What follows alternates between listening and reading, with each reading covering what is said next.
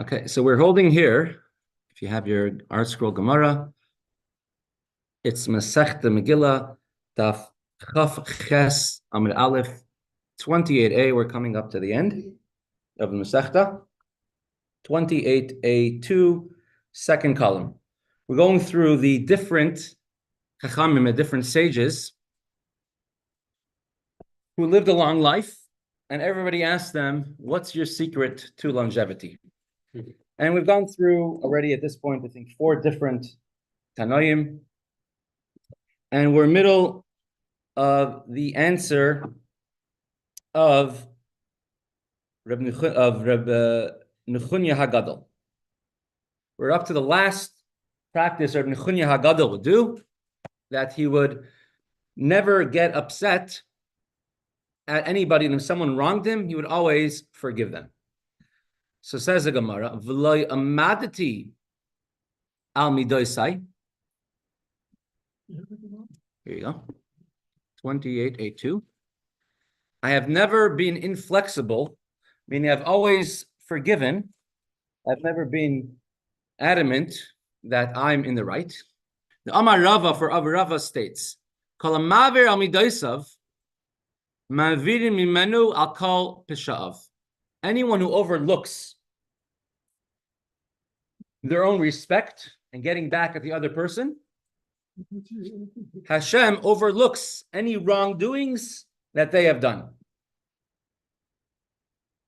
Shenemar, as it states in a verse, in the Yud Gimel Midas Rachim, the 13 attributes of mercy, Noisei Avain Yasi Boker Tov. Welcome, Rebbe Fall. Welcome, Rebbe Mike, Rebbe Levi. Noisei Avain V'oiver Apesha. Hashem forgives all those who do any type.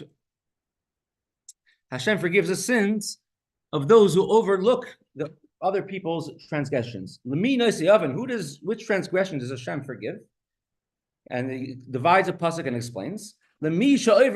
Somebody who passes over, doesn't even focus on anything that someone did wrong to them, so they, in turn, Hashem will overlook anything that they have done. There's a story that there was a chassid who was connected to Rebbe Melech of Lizhansk.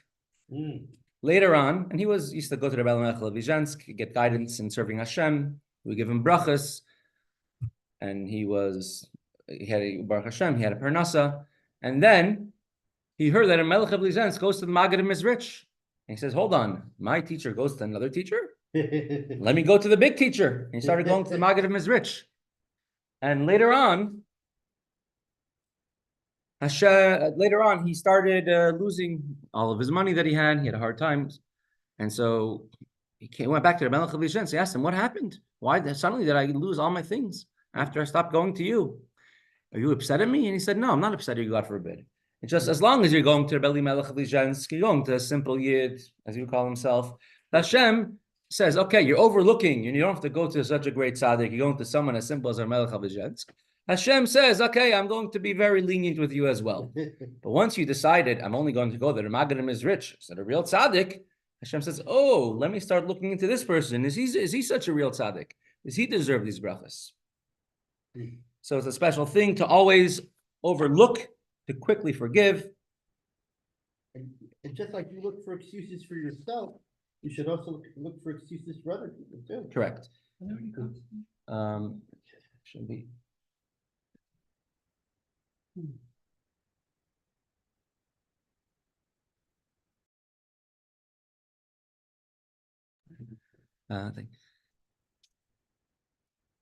Before we go to sleep, we say, important to say, I hereby forgive everyone who has done anything wrong to me. And it says in Halacha, it says in Mishnah Brura, that if you say that every night, it's you live a long life. It's a Jewish trait to forgive. The Givonim were a nation which tricked the Jewish people, and they converted, and they were never accepted as full Gerim, full converts.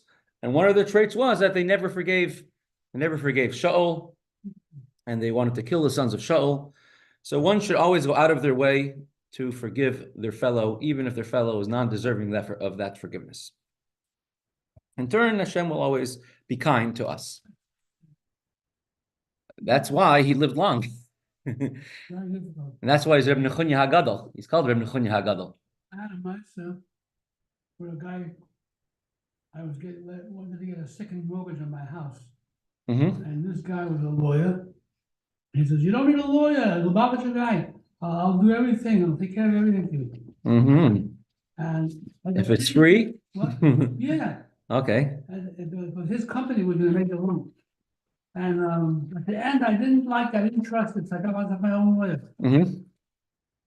He wrote the contract that if I'm 1 day late with a payment, could be to the post office, Yeah. whatever, the house belongs to him, Oh, wow. and everything that I paid in is gone. Wow, and you didn't know that fine print. My lawyer read it, and he found it. So we Oh, wow. walked out, and we walked out. Oh, wow. Crazy. The only time I was able to really be vocal him was when he died. Oh, wow. Then I was It's not easy. I agree with you 100%. Very not easy. Listen, Hashem should bench you many times over for being moichel him. I did vocal him once he died. Wow. Yeah, we should never be brought to such an assignment, such a test. We have to have such a difficult choice.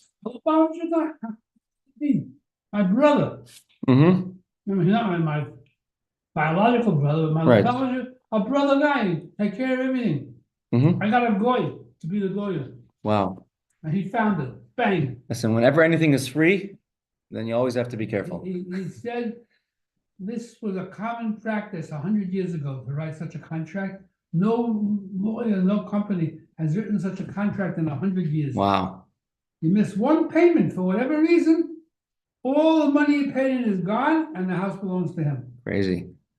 Right, next one, Rabbi Shua ben Karcha. How did he live a long life?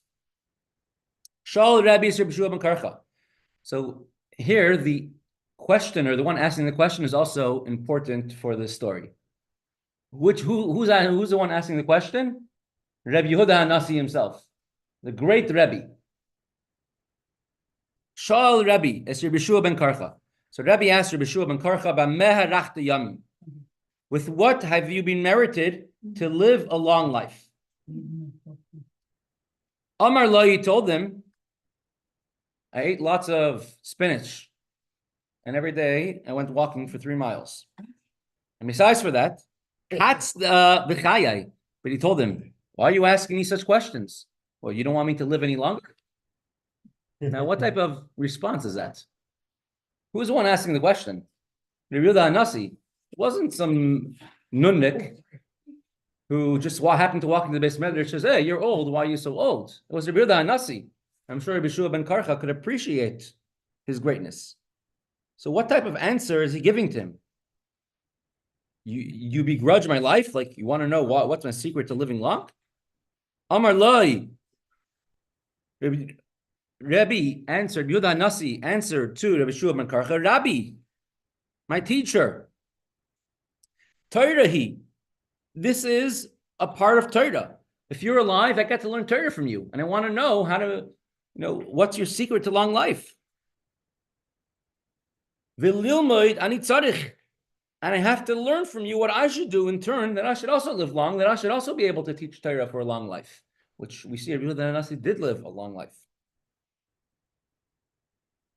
So then he answered, and Amar Lai told him, here's are the things I did. Miyamai, for my entire life, Loi histakalti b'demus adam rasha. I never looked at the face of a wicked person, of a rasha. You know the story with Ben Gurion? With Ben Gurion, let me hear. And the Chazanish? Let's hear. So they took him to meet the Chazanish. Yeah. So when you walked in, the Chazanish made a whole thing like. Glasses on the floor. He broke his glasses. Yeah. And people could see he did it on purpose. Right. So they asked him why. He said, "Ostern ist stark auf Pnei HaRosh." He said, "HaRosh ist auf Themen nicht vorgestellt." Oh, wow. No, I heard he regretted afterwards that he did it to him.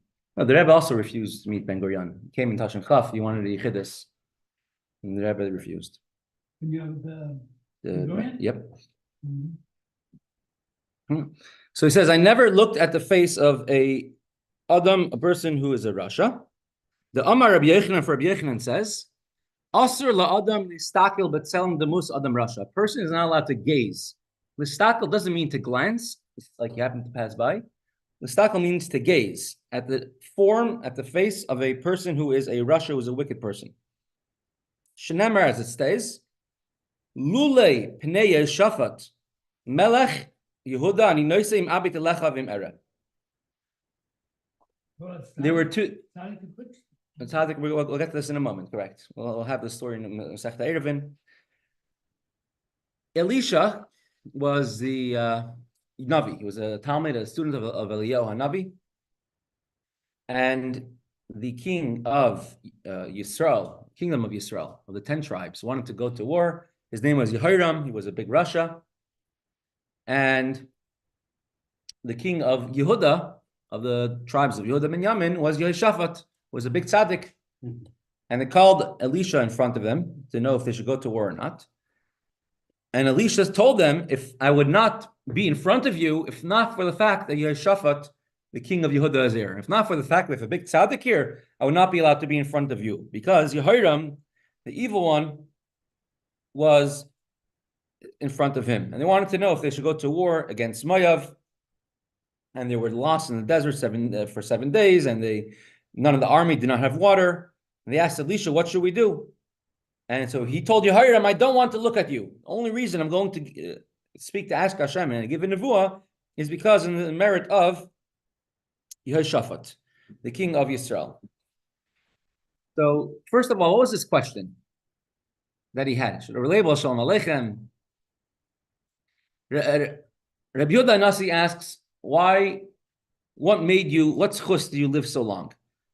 And he told him, I don't want, do you begrudge my years? You want me to die? Like, what type of question is that? He knows Rabbi Yehuda Nasi is.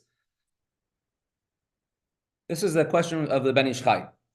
So he says, definitely Rabbi Yeshua ben Karcha appreciated, he knew the greatness of Rabbi Yehuda Nasi. Now, Rabbi Yeshua ben Karcha, he was a Gadol Hadar. He had everyone knew who he was. The head of the Sanhedrin, or the Bezdin of that time, the Nasi, was Rabbi Yehuda HaNasi, right? He was a Nasi. And in general, there would many times be a sichsuch, an argument between the Gadol Hadar, between the greatest Torah leader of the time, and the Nasi, the leader of the Jewish people. Each one says, begrudges the honor the other one is getting. So he wanted Rabbi Yehuda Nasi to show in public how he doesn't begrudge him at all. He's not asking him because he has something against him. He's asking him only because he wants to learn Torah. That people should not think that there's, God forbid, any type of disagreement or begrudging of one to the other. Now, what's so unique that he never looked at the face of a Rasha? The Torah Evan says it's just very hard to do. Not easy to not look at the face of a Rasha. What's the point of a Rasha? You might look at a person and it could be very young and you don't know them. So it knocks off a few spirits. So there's a few answers. One is what defines a Rasha, what defines someone who's evil. So a well-known Rasha, someone like, they say there's a picture of, one time the Chaim was brought a picture of Hitler, Yamach Shammai, and he pointed out features on his face that he's coming from Amalek. And so they say this story. So it's also very, there's different, so a well-known Rasha definitely is considered to be a Rasha, but even someone who the Gemara will call a Rasha, if they miskriya Shema one time, if they don't put on tefillin, we have them Mesechta Soita, different things. Someone who doesn't put on tefillin, someone who doesn't wear tzitzis, even if they don't have to. And these different things, the Gemara, so even someone on this caliber, he says, I never looked at. Another answer is even if there was a very big need to look at the face of a Rasha. For example, if you what's a Rasha in the Torah? Someone who does a sin which you're Chayav Malchus. That's what the Torah calls a Rasha. Right? There's a 200 or something Averis, and one receives lashes, and that's what the Torah calls a Rasha. So in order to give testimony, the witnesses have to say, this is the person. You have to look at him. As a dayan, you have to be able to see the person too. So even in such a case, Rabbi Shua ben Karcha did not look at that person. Or another answer is that he never even looked at a drawing, a statue of someone who's a Rasha, someone who's evil. Meaning, if someone drew a picture of it, which nowadays you have many pictures of people which could definitely be called a Rasha. You look at the news, and you're going to see the head of Hamas, you're going to see the heads of Iran, you're going to see heads of many different people in this country as well, right? You're going to see the all these protesters coming in to protest against kill the Jews from the river to the sea. All these people are Russia. You look at the news, you're looking at the face of a Russia. You're not supposed to look even at a picture of the face of a Russia. As we're going to see very soon from the Gemara about Yitzchak Avinu. Yitzchak did not, when Esav was young and he was not a Russia yet, Yitzchak saw him. When he got older and became a Russia, Yitzchak became blind, so he wouldn't be able to see him. And that's why he wanted to give a bracha to Esav, right? Because Esav, last time he saw him, still had a lot of big potential. We had in this past week's parsha, not the past week, 2 weeks ago, that if someone who receives skila from Bezdin, it's a mitzvah to display the body. Right? You have to display them, but it's only done for a very short time, for about 10 minutes before Shkia. You have to take him down and bury him right away. And even then, in a place where people don't see. Why? Because this is a form of Hashem. It's a kilas elikim. It's an embarrassment to Hashem.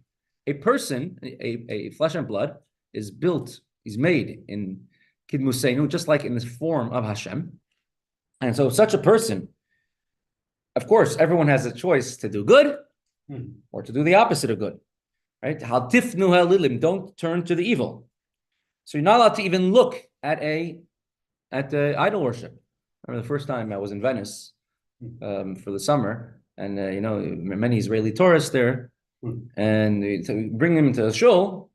Say, oh, we're all churched out. I was like, what? You can walk into a church? You're not being forced to, God forbid. It's a Jewish person will walk on the other side of the street historically if they would see one. And from your own, I was going to see the beautiful architecture, the pictures, so this is all included in this. The Torah says, "Al tifnu elilim." You shouldn't be able to recognize it. You're not allowed to look at the form of avodah zarah. It says, "Lo sechanim." You're not allowed to let them exist in your land. Right? It's one of the ideas people will say that the land of Eretz Yisrael is the beginning of the Geula. Torah says, "Lo sechanim." You're not allowed to allow a church in Eretz Yisrael. You're definitely not going around protecting it. 1948 war. What's the first thing that was done? Protect the churches in Yerushalayim, the Russian compound, etc. The Reishis Chachma, familiar with them? The Reishis Chachma. I heard of them. In Shiur Tshuva, says that when you look at an evil person, someone who's a Rasha, you bring into you you could call it the energy of the evil person. That causes a person to forget.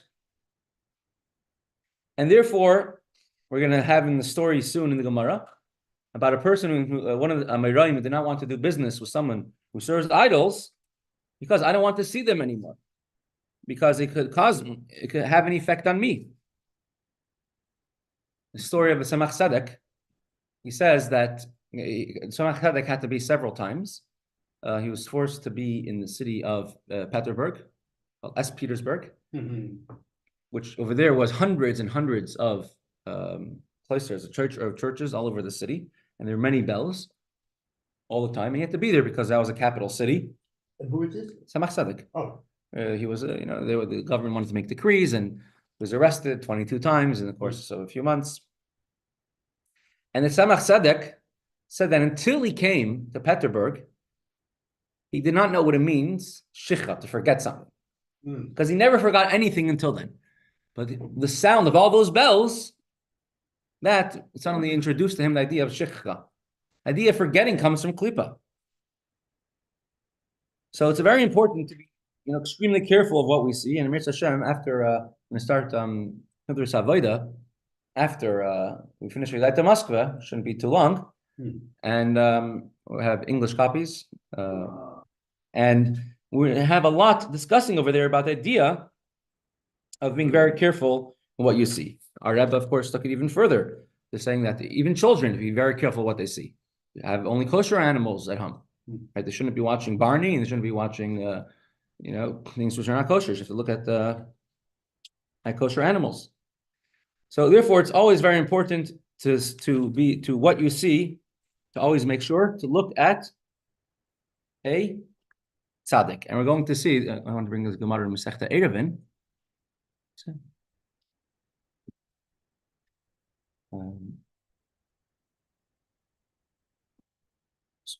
Place. The Gemara Mesechta Megillah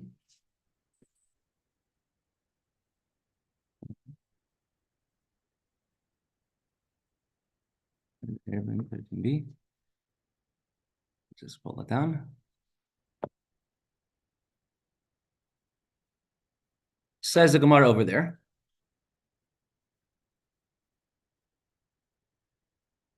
That the mayor says, Amar Rebbe says Rabbi Yehuda Hanasi. Rabbi Yehuda Hanasi, he learned by Rabbi Meir, and he says, "Hi de mechadadna mechavroyi." The fact that I am more incisive, that I am sharper, smarter, you could say, than all of my colleagues, because in Rameir taught Torah, everyone sat around in a circle, and I was able to see the back of Rameir. At least I was in the front row, I could see. And if I would have seen his front, if I would have seen his face, I would have been even more incisive, would have been even better. I mean, I've been even wiser and smarter than I was even now. He wrote the Mishnayos. It says, Yeshaya, your eyes shall see your teacher. Seeing the face of your teacher increases understanding and sharpens one's mind. And today we, Baruch Hashem, have a place that you could have pictures and videos of tzaddikim, especially of the Rebbe, wherever you are, and it literally changes a person for the good.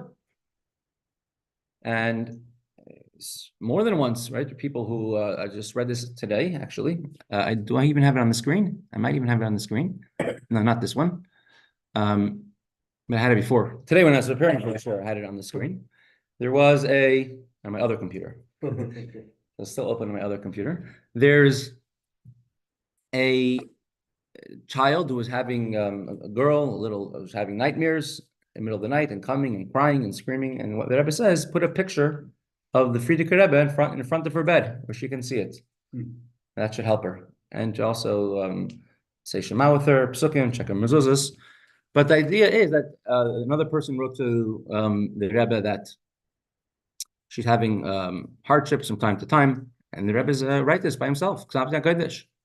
Says you should take a picture of my father-in-law, the Frierdiker Rebbe, and from time to time look at it, and that will strengthen her. When you look at a tzaddik, it gives you tremendous strength. Of course, there's many stories. There's a person who went to the Rebbe, a Sephardi person, by dollars, and in Yechidus. Was Yechidus or by dollars? So the Rebbe told him to do about a certain thing, and the Rebbe told him not to make an operation. And doctors were saying how the child has no hope, and it's the last minutes. And he came home at night from the hospital, all exhausted. And there's a picture of the Rebbe in his living room, and he took out his shoe and threw it at the picture of the Rebbe in anger. He says, because of I'm not listening to your advice. Anyways, Baruch Hashem, the child got better, and he went by dollars by the Rebbe later on. And after he went by dollars, the Rebbe called him back, and the Rebbe told him quietly, I still feel the shoe. I still feel the blow from the shoe.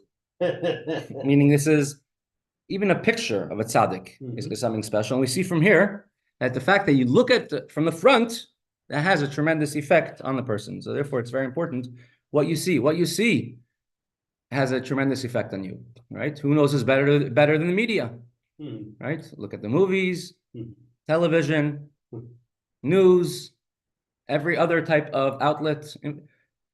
They realize the power of this. They realize the power of your vision and how much it can affect you. How much the one who threw the shoe, he said, it's Sephardi, right? They would think of it because of the Arab culture. Arab culture is to throw shoes. Yeah, because you throw shoes. Interesting. There was a curse, like a shoe on your head. A shoe on your head. Yeah, I learned it from my father who lived in Israel. Oh, wow. It's Says about Mashiach for Hidrich Bana Olim, right? With the shoes.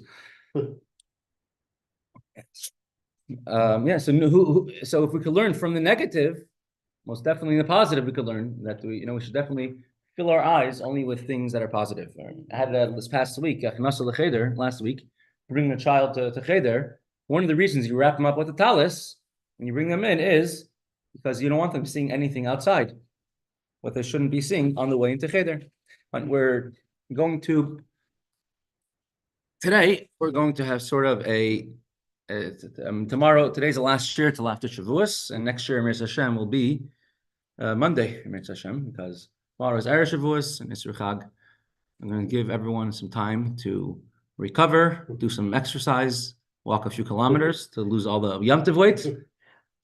And then we're going to begin. Next year, Mir Hashem will be a week from today, next week, Monday. Okay.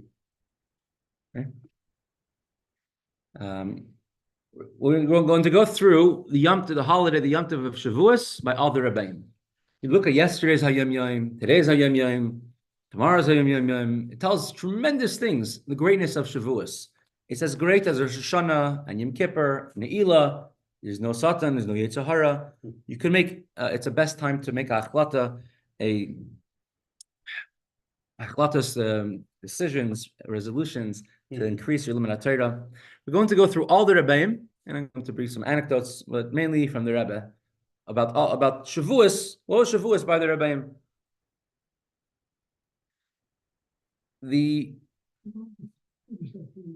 We're almost finished this whole Mesechta. We have like another 4 blot left, I think.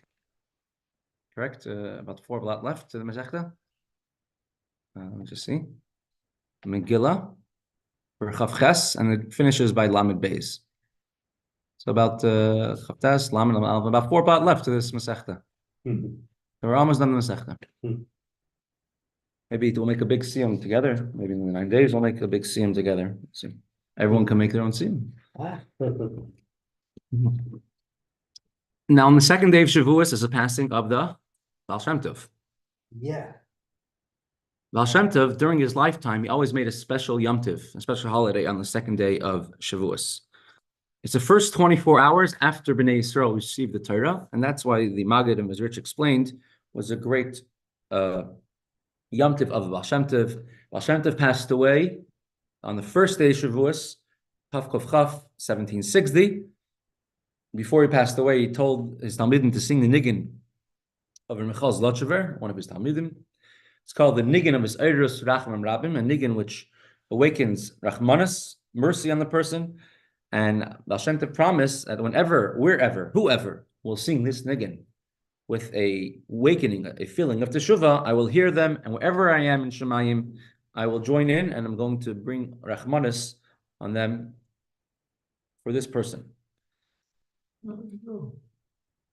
It's a long Niggin.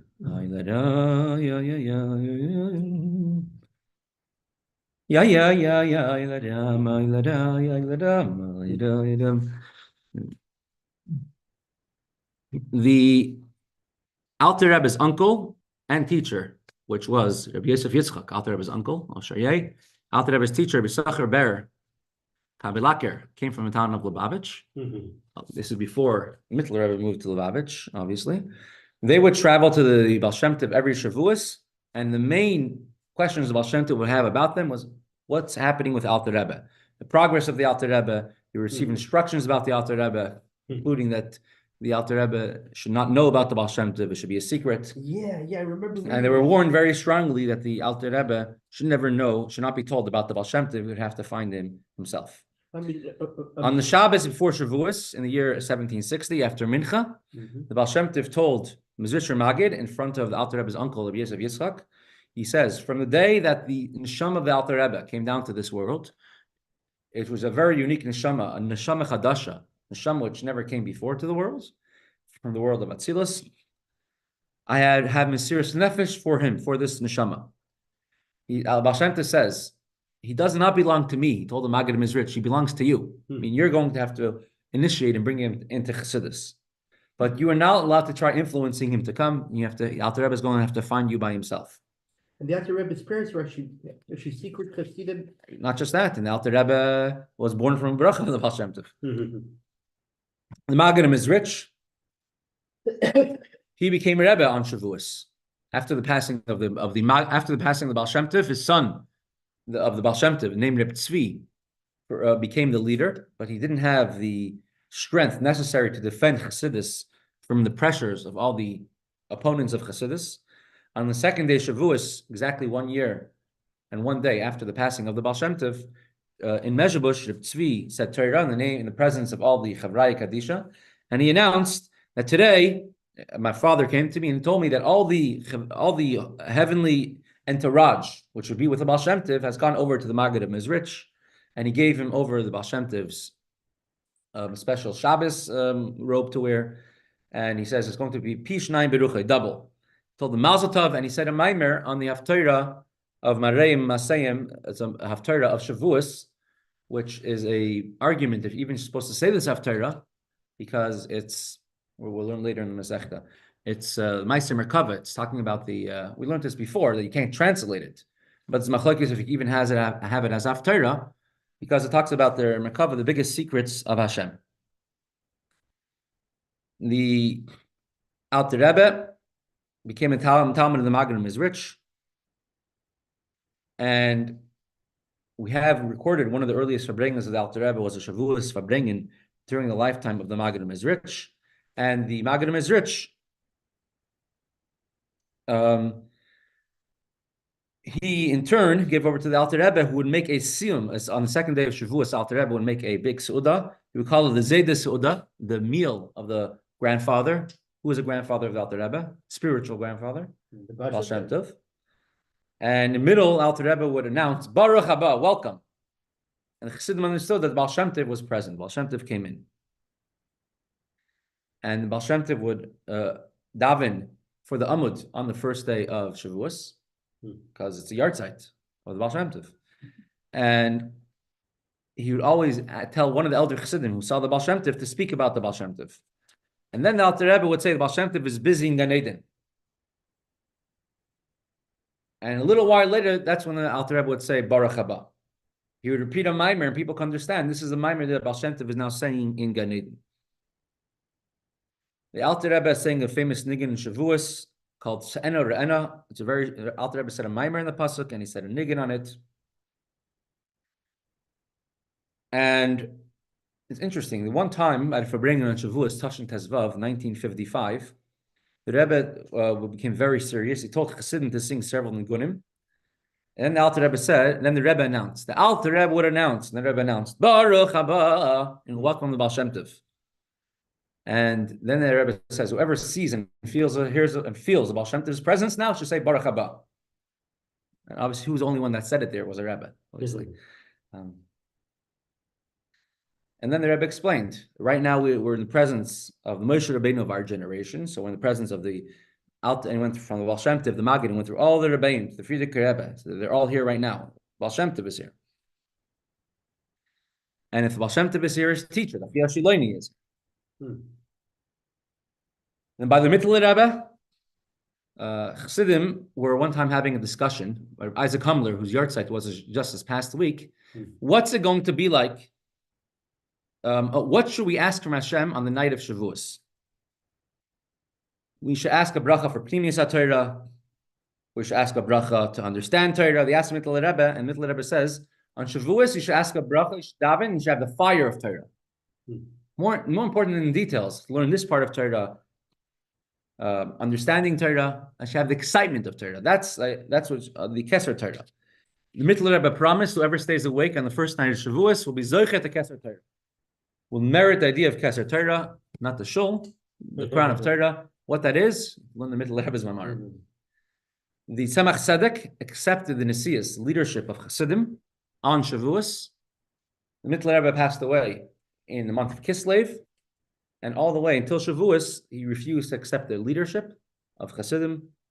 And the story of Rabbi Isaac Humler, who repeated something from the Alter Rebbe, he accepted the Nesias. The first maimer he said is a Shlosha Dvarim Ha'olam Oimed, a maimer that the Tzemach Tzedek heard from the Alter Rebbe when he was 3 years old.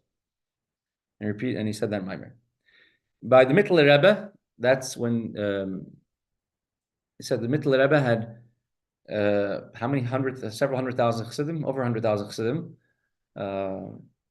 and how many thousands of chassidim who don't put on tefillin every day because they're under bar mitzvah still. And somebody, and it was a custom in those times that the rabbanim, the rabbis, would travel to the chassidim would travel to Tzemach Tzedek on Shavuos, because on Sukkos, the rabbi was usually the only one with lulav and esrog in the city. Everyone had to go to the Rav's lulav and esrog. On Pesach, there's a lot of questions that come up. On Shavuos is only Yom Tov where they're able to come to the Rab Tzemach Tzedek, and that's when he would always say Mamorim. It was called Chag HaMatzos. Matzos means matzah. You would think it's usually the Yom Tov of Pesach, but Shavuos is called Chag HaMatzos. A matz means a Meir Tzedek. A Meir Tzedek is a Rav. Yep. By the Rebbe Marash. One time in Shavuos, there was a very large crowd of Hasidim, and it was impossible for everyone to have Yechidus by the Rebbe Marash. And there's a Chassid named Pesach of Beshenkovich who came and he wanted a Yechidus by the Rebbe Marash, and the guy by Rebbe Levik did not allow him in. And suddenly, Rebbe Levik's running around looking for him. He says, the Rebbe Marash asked you to come in. He wants to give you a Yechidus. During the Yechidus, he cried that he says, a kli busha mali chlima, kli reka mali busha chlima. So I'm an empty vessel filled with shame. So he told him, this is a feeling you have. Do you say Tehillim with tears? Every day you say at least 2 chapters of Tehillim with tears. When it comes to the Matan Torah, now today on Shavuos, you're not allowed to cry. Today you have to be The simcha. Simcha. The Rebbe Rashab, of course, many memorim we have from the Rebbe Rashab. He would be in the summer in Lubavitch. Yom Tov and Shavuos will start much later than it starts over here.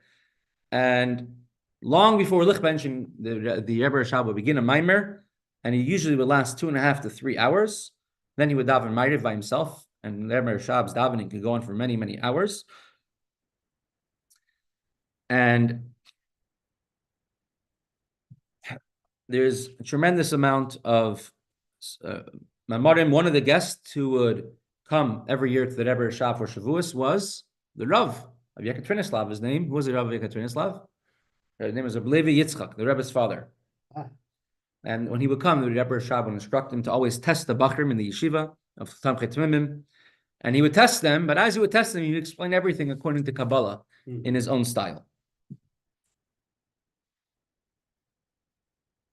And who would test them? The Rebbe's father. The Rebbe Rashab would say Tikkun Leil Shavuos 2 times. You know, Rabbi Hillel Parcher would say it both nights of Shavuos. We stay at both nights. Once on the first night of Yom Tiv, the Rebbe Rashab would say it. Once when he would travel, in the summer he would travel away to like a quieter, to dacha, to rest in the summer. By the Frierdiker Rebbe, we have some very interesting letter of the Frierdiker Rebbe about the idea of Shavuos. But many times in a letter, he wouldn't call it Yom Tov Shavuos, he would call it after Matan Torah. After Matan Torah. I want to hear about this after Matan Torah. There's a Rebbe, you said. The Frierdiker Rebbe will call it Matan Torah. Because for a tzaddik, it's actually experienced Matan Torah. And for all of us, we should also re-experience Matan Torah.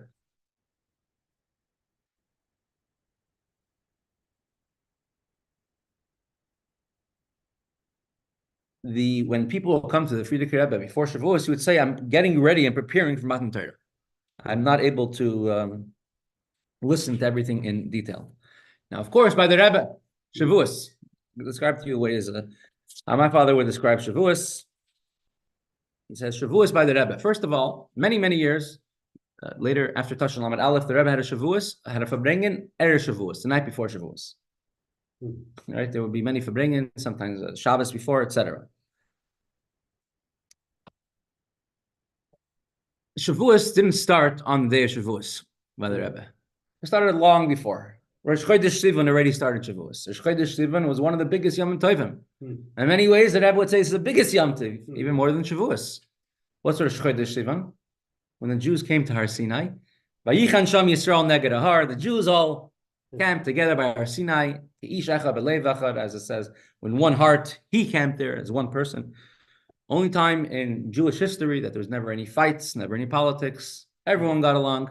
And once you have that, you could receive the Torah. Many Rabbanim, of course, would come to the Rebbe, and certain people, so Zalman Jaffe, I did bring up his speech by Kenes Torah. Maybe we'll do it after Yom Tif. So Zalman Jaffe, he was one of the people who would come to the Rebbe every single year for Shavuos, and he wrote diaries. He gave it once to the Rebbe, and after that, the Rebbe told him, publish your diaries, make it longer. And thanks to him, we have a tremendous sense of humor, very funny person, and we have a lot of diaries that he wrote of the Rebbe. The Shabbos of Varchim Sivan, the Shabbos before Sivan, already when the Rebbe always bring Shabbos of Varchim, the whole Ara, Matan Torah, was already prevalent. Later on, in the year Tashrin Mem, from 1980 onwards, the Rebbe said, and the Rebbe encouraged that every single Jewish child, who are the guarantors of the Torah, should be present in shul. Men, women, and children, and it's a very big thing. Newspaper advertisements. Here we do it in Pittsburgh, of course. In Eretz Yisrael, it's done in a big way. Again, to Israel and experience firsthand how we do it. You go in the streets screaming a whole song, come to Mesibot Shavuot. Hundreds of kids show up everywhere, and you get your Arctic, you get your ice cream. And the Rebbe spoke about the urgency. It says, when does it happen that we receive the Torah with the same thunder, lightning, excitement as the time of the giving of the Torah? Happens during the Kriyas Torah, reading of the Torah. Experienced this myself every Wednesday in New York. We used to go on release time.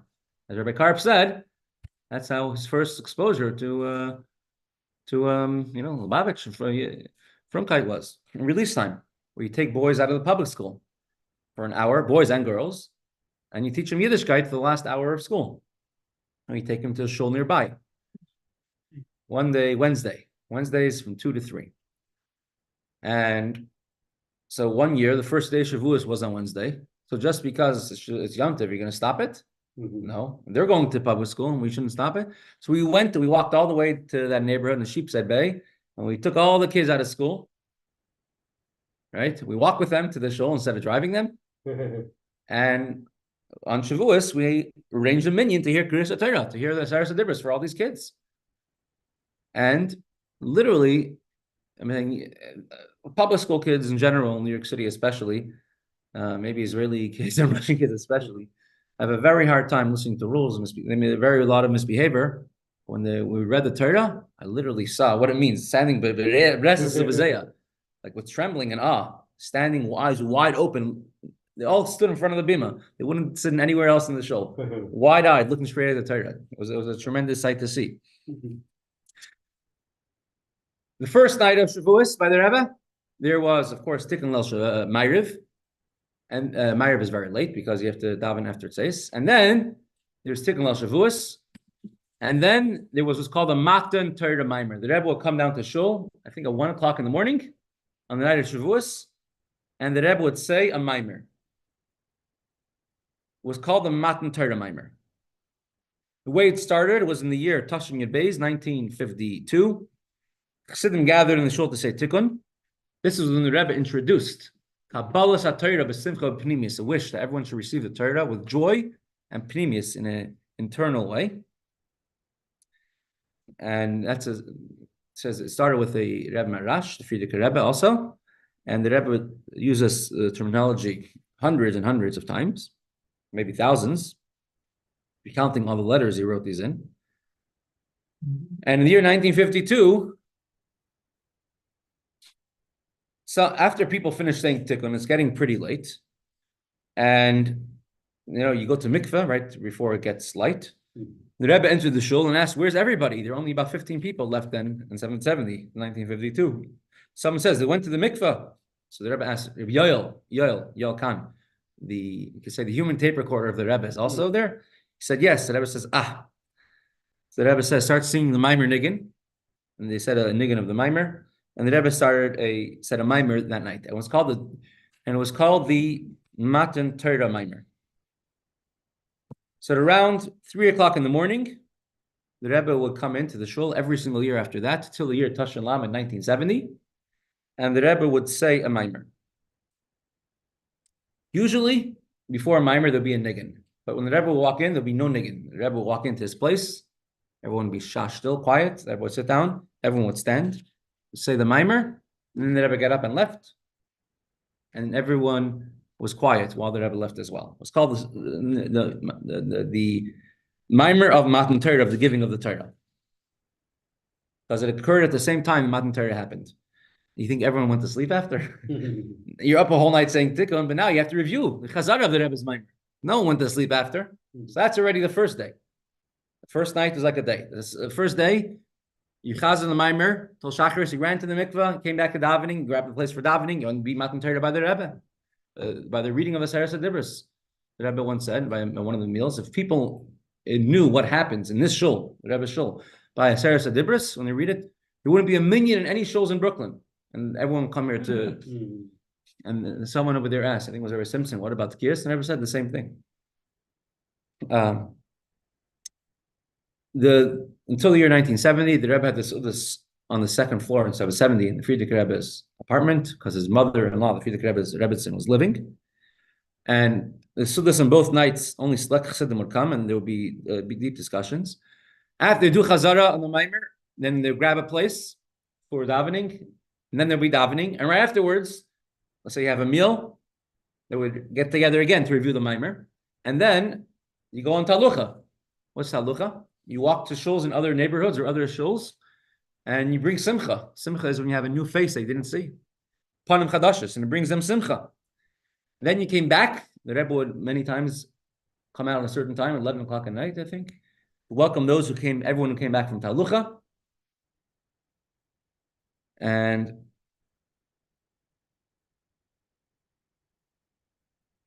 it would be a tremendous sight. Before going into Talucha, everyone goes to different neighborhoods, Lower East Side, Brownsville, Borough Park, Fapash, everywhere. There, everyone would arrange themselves, hundreds in long, orderly rows. They start singing the Nigunim, and the Rebbe many times would come out just to watch everyone and to encourage the singing as they're going out. Then, after he came back from Talucha, it'll be very late at night, right? Already the next day. Or then many times the Rebbe will come, welcome back from Talucha. And on Shavuos, in the Tashin and Aleph, last Shavuos, the Rebbe even said a sicha to everyone who came back from Talucha late at night. And Tashin and Beis, as the first time the Rebbe came out after his stroke. Right? It was the first time the Rebbe came out, was on Shavuos. The Rebbe came out to greet everyone who came back from Talucha. Since Chav Zayin Adar. And towards there will be the Haftarah, the Rebbe would say, Marei Mikmasayim. The Haftarah was of the Merkava, was a very special Haftarah.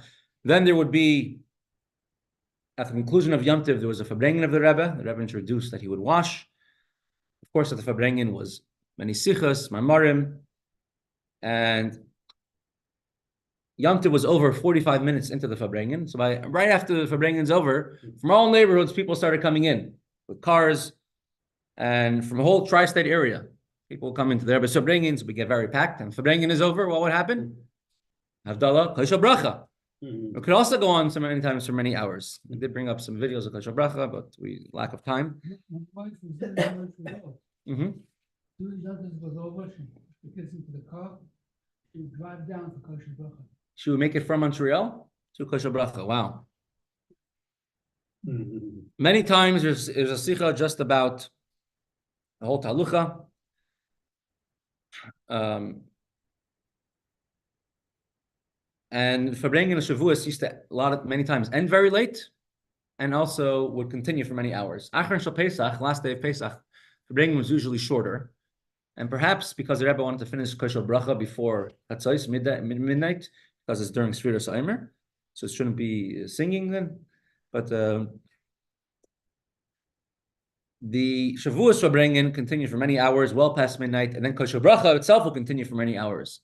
So you can imagine this whole thing. That's already the fourth day of Shavuos. And he says, and then it would be a Kines Torah the next day. Which, we'll get to that. The Rebbe would all the Rabbanim would get together, each one speak words of Torah. And then he says, you will walk outside, 770, after this, after Hershel Bracha is over, and you say, is there even a world out here? Is there buildings? Like, is you sure this still exists? This is the idea of Shavuos by the Rebbe. Not just 24/7, but 48/7, right? That we are with the idea of the Eibishter and the Torah. So with this, I want to show everybody, Kabbalah, Torah, B'simcha, V'Pnimius. You should receive the Torah with joy, and a Freilich Yom Tov and a good Yom Tov. And Shir Koyach.